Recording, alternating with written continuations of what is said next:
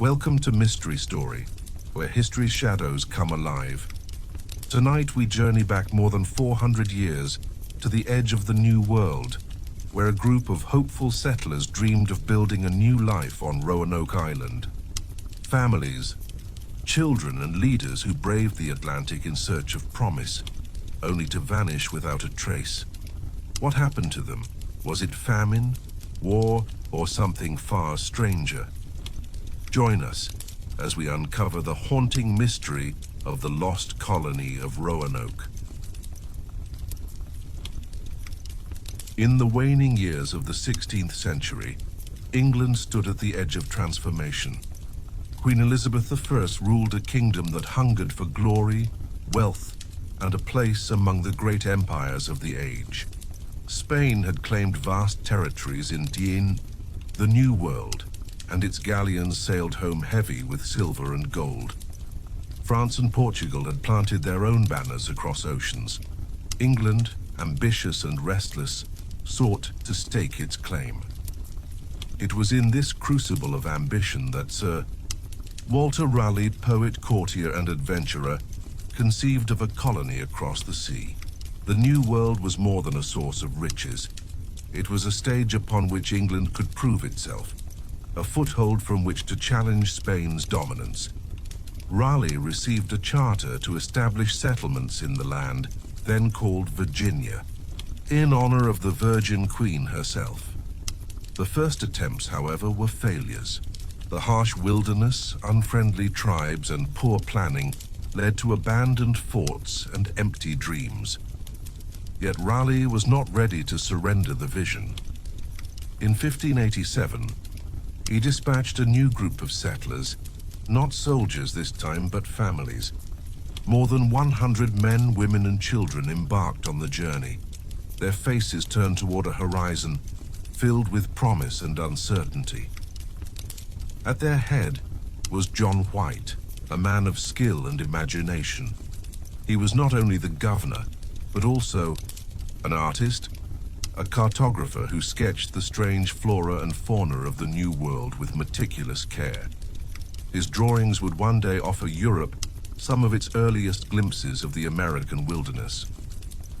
But for now, he was a leader, entrusted with the lives of families who believed in a future across the sea. Among them was White's own daughter, Eleanor, and her husband, Ananias Dare. With them came the unborn child, who would soon become a symbol larger than life, Virginia Dare, destined to be the first English child born in America. Her birth would be celebrated as a sign that England's roots had taken hold in foreign soil, fragile yet enduring. The voyage was arduous. Weeks at sea tested their courage. The ships creaked as storms lashed the decks, and the Atlantic stretched endlessly in every direction. Salted meat and stale biscuits sustained them. Children cried from hunger. Mothers soothed them with lullabies that carried across the rolling waves, and yet their faith held strong.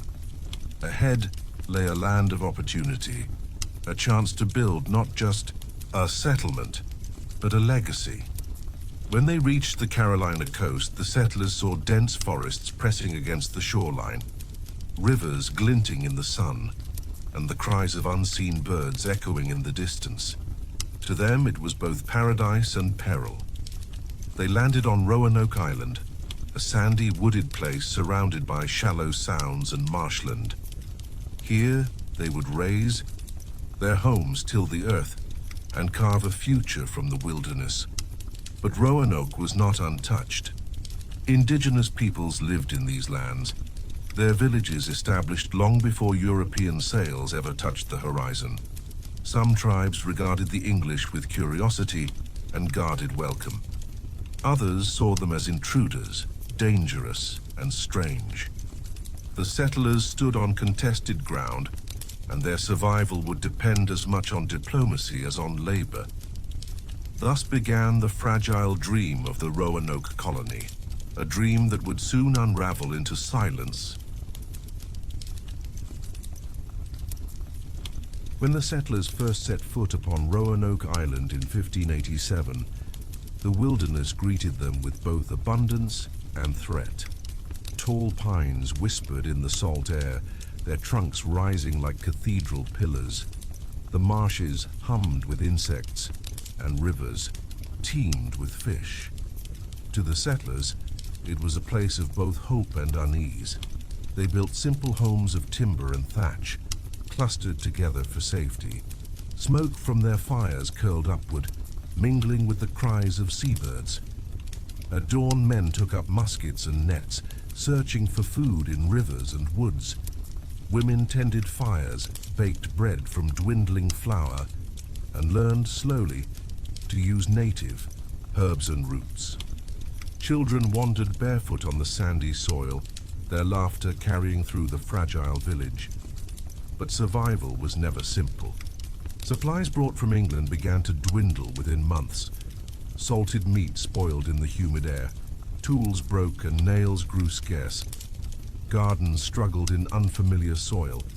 Hunger loomed, and with it, fear.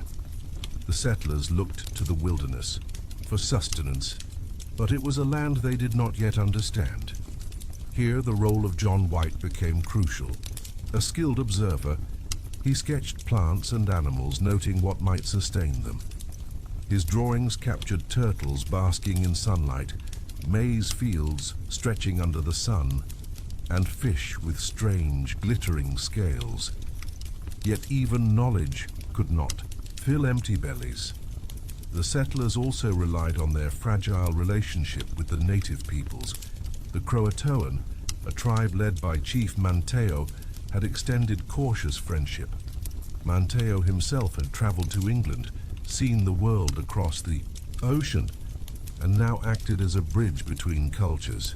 Through him, the settlers received food, guidance, and most importantly, time. Without Manteo's diplomacy, Roanoke might have fallen far sooner. Still, not all tribes welcomed the English. To some, the settlers were invaders who cut down trees, built fires, and disturbed sacred grounds. Skirmishes flared. A hunting party might vanish into the woods and never return. Arrows sometimes flew from the shadows, a deadly reminder that the colony was surrounded by eyes watching from the forests. In August of 1587, amidst these struggles, hope took the form of new life. Eleanor Dare gave birth to Virginia Dare, the first English child born on American soil. Her cries echoed within the crude walls of a wooden house, and the settlers rejoiced.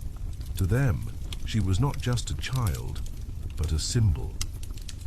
Her birth proved that the English could take root here, that families, not just soldiers, could make the wilderness home. Songs were sung, prayers whispered, and Virginia's name etched into memory as if destiny itself had delivered her to Roanoke. Yet behind the celebration lay unease.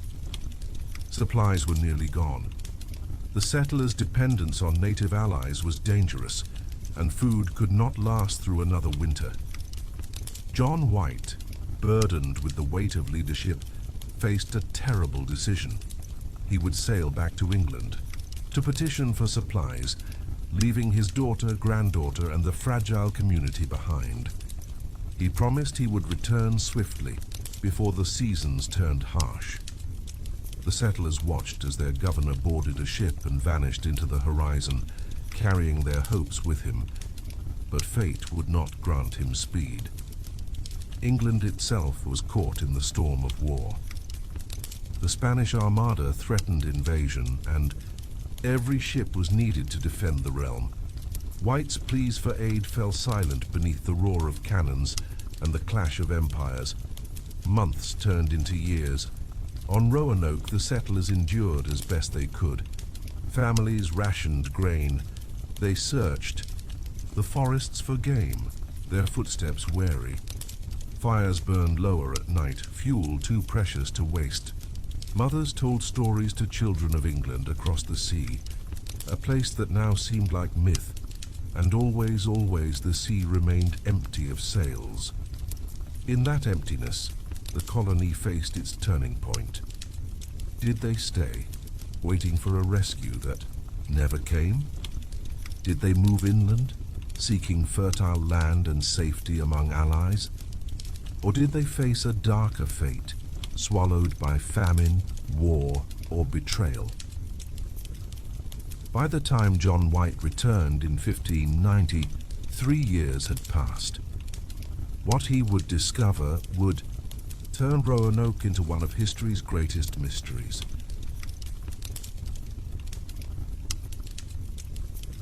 When John White finally returned to Roanoke in the summer of 1590, 3 long years had passed since he last set foot on its sandy shores.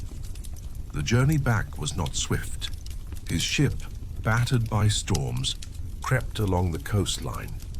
The men aboard peered anxiously at the horizon, wondering what they would find. For White, the tension was unbearable. His daughter Eleanor, his son-in-law Ananias Dare, and his granddaughter Virginia, now a child of 3, waited somewhere ahead, or so he prayed. As the ship neared the familiar outline of Roanoke Island, silence hung heavy. Where there should have been smoke from cooking fires, there was only sky. No voices drifted across the water, no figures waved from the shore. The colony lay still. White and his crew rowed ashore, their oars slicing through dark water. As they landed, they saw the settlement, but not as they had left it. The houses stood, but they were weathered and decayed, their wooden walls gray with neglect. Weeds grew where gardens once bloomed. Tools lay abandoned, rusting in the damp. There were no bodies, no bones, no signs of struggle. It was as if the settlers had simply risen one day and walked away. Then White noticed something carved into a tree. 5 simple letters. Croato. A few steps further, on a wooden post, he saw the word in full, Croatoan. White's heart leapt.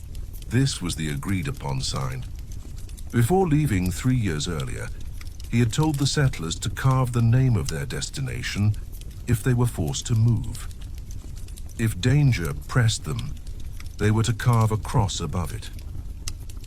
The word Croatoan, without a cross, suggested they had moved willingly to the island of the same name, home of their ally Manteo and his people. But White's relief was mixed with despair. Croatoan lay some 50 miles south, across treacherous waters. The weather turned violent, storms tearing at sails and battering the ship. Each attempt to sail south was beaten back by the sea. Supplies dwindled, the crew grew restless, and White, agonized, powerless, was forced to abandon the search. He returned to England, haunted by the image of the empty village and the carved word. He never saw his family again.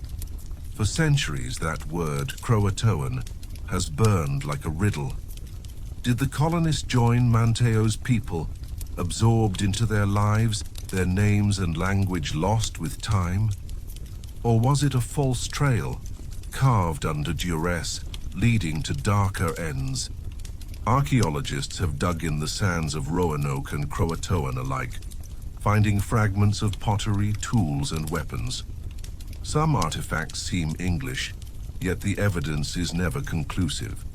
Historians argue, scholars debate, but the silence of the colony remains unbroken, and so the Roanoke settlement became the Lost Colony, a name whispered across generations, a mystery that endured. The theories, from history to legend, the word carved into the post Croatoan has lingered like a shadow for more than 4 centuries. It is not merely a word, it is a door, opening onto countless possibilities, each more tantalizing, more haunting than the last. The truth of Roanoke may never be known, but the theories, like ghosts, refuse to rest. Assimilation with the Croatoan tribe. The simplest theory is perhaps the most human. The settlers, faced with famine and abandonment, joined the Croatoan people. Chief Manteo had been a friend to them, a bridge between two worlds. His tribe lived on the island now known as Hatteras, where food was more abundant and life more secure. Archaeological digs on Hatteras Island have unearthed strange artifacts. A fragment of an English sword, a gun barrel reshaped into a native, tool shards of pottery that seem neither fully European nor fully indigenous. Could these have been the possessions of Roanoke settlers, traded, adapted, absorbed into native life? If so, their story did not end in death, but in transformation. They may have lived out their days among the Croatoan, raising children who spoke new tongues, whose blood carried both English and native heritage. Yet if this is true, it is a truth obscured by centuries, for no records remain, no voices tell their tale. Massacre by hostile tribes, but not all tribes welcomed the English. The Sekatan and other groups regarded the settlers with suspicion, even hatred. The colonists cut down trees, hunted game, and built homes on contested land. To the native peoples, this was not settlement, it was invasion. Some historians believe the colonists were attacked, their bodies buried or left to the forests. The lack of evidence, they argue, speaks not to survival, but to erasure. A massacre might have left little behind, ashes scattered, bones reclaimed by the soil. If so, then Croatoan may have been a desperate, misleading sign, carved under duress in their final moments. Death by famine and disease, others looked to the land itself as executioner. The settlers arrived with too few supplies, dependent on uncertain harvests. The soil of Roanoke was poor, sandy, and unforgiving. Winters were harsh, and storms tore at fragile homes. Disease, too, may have swept through the colony. New pathogens, carried across oceans, or unfamiliar illnesses in the New World, could have spread unchecked. Families may have perished slowly, not in a single blow, but in hunger, in fever, in despair. Their bodies, left unburied, might have vanished into forest and marsh. In this vision, the colony did not vanish in a single moment of violence, but dissolved like smoke, carried off by wind and time. The Spanish shadow, yet some whisper of enemies across the sea. Spain, master of the New World, watched England's encroachment with fury. Spanish forces patrolled the Atlantic coast, hunting for outposts of their rival. Some believe they found Roanoke and destroyed it. If so, the evidence was carefully erased. A slaughter by Spanish hands would have been swift, efficient, leaving behind nothing but silence. Yet no Spanish records speak of such a triumph. Was it an unspoken secret, or simply a story woven from fear? The supernatural theories beyond history lie the shadows of legend. Some claim the colony was cursed, that the land itself rejected them. Stories tell of spirits in the forests, of whispers in the marsh, of figures seen at dusk, neither man nor beast. Others weave darker tales, of witches, of rituals, of colonists swallowed by powers they could not understand. Croatoan in such stories is not a destination but an invocation, a word of magic, a mark of doom. In American folklore, Croatoan has appeared again and again, scratched onto doors, whispered in ghost stories, tied to disappearances, both real and imagined. It has become a word of omen, a reminder that some mysteries resist explanation. Modern science and the search for answers. Even now, centuries later, scientists and archaeologists search for truth. DNA testing, soil analysis, satellite imaging, all have been turned toward Roanoke. Some findings suggest English lineage in later tribes of the region, hints of assimilation echoing through bloodlines. Others find shards of pottery, tools, and weapons that blur the line between English and indigenous. Yet certainty remains elusive. The evidence is always fragmentary, always inconclusive, as if the colony itself guards its secret, unwilling to surrender it to time. Theories rise and fall, but none silence the others. Each is compelling, each incomplete. And so the Lost Colony remains lost, its story written not in ink but in silence. In the centuries that followed, the Lost Colony became more than a mystery. It became a mirror in which each generation saw its own fears and questions. For the young United States, it was a cautionary tale about survival, about the fragile line between hope and despair. For scholars, it was a puzzle, unsolved and endlessly fascinating. For storytellers, it was fertile ground, where fact and legend entwined until they were inseparable. Modern archaeology has sought to peel back the layers. On Hatteras Island, once called Croatoan, excavations revealed a curious mix of objects. European tools reshaped into native forms, copper rings, fragments of English gun barrels. Were these the possessions of settlers who lived among the Croatoan? Or were they traded, drifting into native hands long after Roanoke was gone? Elsewhere, inland from Roanoke, archaeologists uncovered stones and artifacts that some claimed linked to Eleanor Dare and her family. The so-called Dare stones, etched with desperate messages, spoke of sickness, death, and survival among tribes.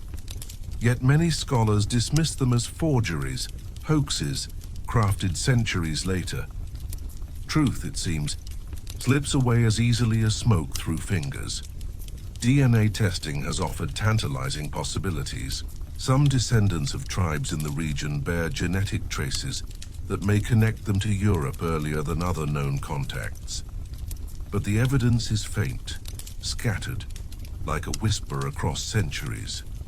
Science may one day provide clearer answers, but for now the silence of Roanoke remains unbroken, and still the word carved into wood, Croatoan, haunts. It is not merely a clue.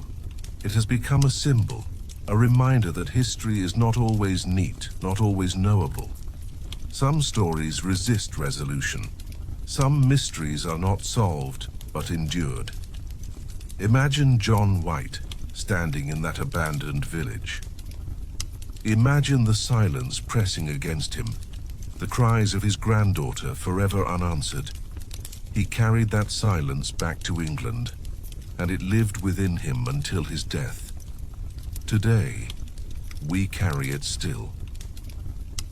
Perhaps the colonists lived on, absorbed into a new people, their names forgotten but their blood enduring.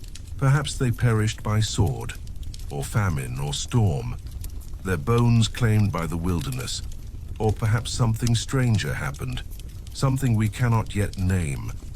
The Lost Colony of Roanoke endures not because we lack evidence, but because it captures something timeless, the human hunger for answers, the fear of vanishing without a trace, and the uneasy truth that sometimes history does not tell us everything. As the waves crash against the Carolina coast, as the winds sweep across the pines of Roanoke, the question lingers still. What happened to them? And perhaps that is the true power of the mystery. Not in the answer, but in the asking.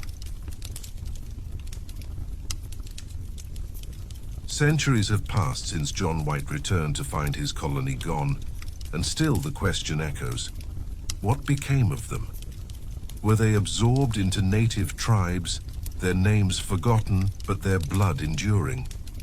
Were they wiped out by hunger, by violence, or by powers we cannot name? The truth remains hidden just beyond our reach. Perhaps one day science will reveal it, or perhaps Roanoke will forever belong to legend. What do you believe happened to the lost colony? Share your thoughts below, and remember, some mysteries are never meant to be solved. Until next time, this is Mystery Story.